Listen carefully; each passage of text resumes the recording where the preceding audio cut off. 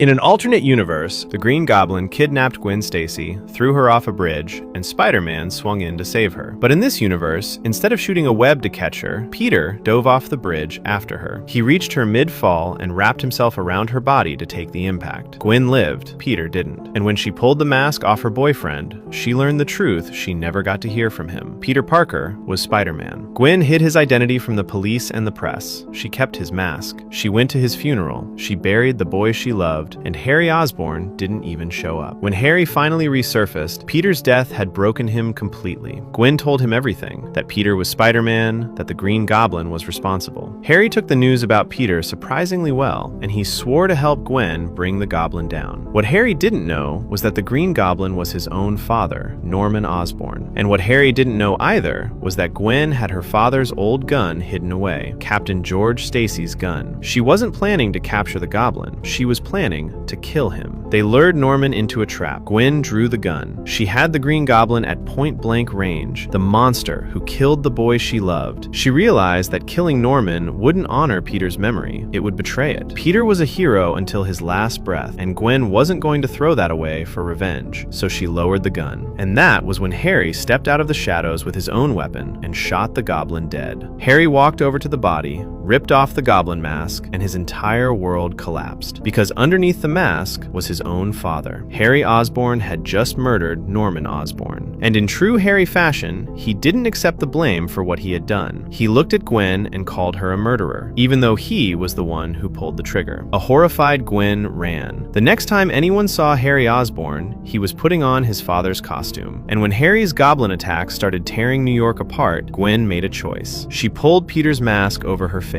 And even though she had no spider powers, Gwen Stacy jumped into action wearing his mask.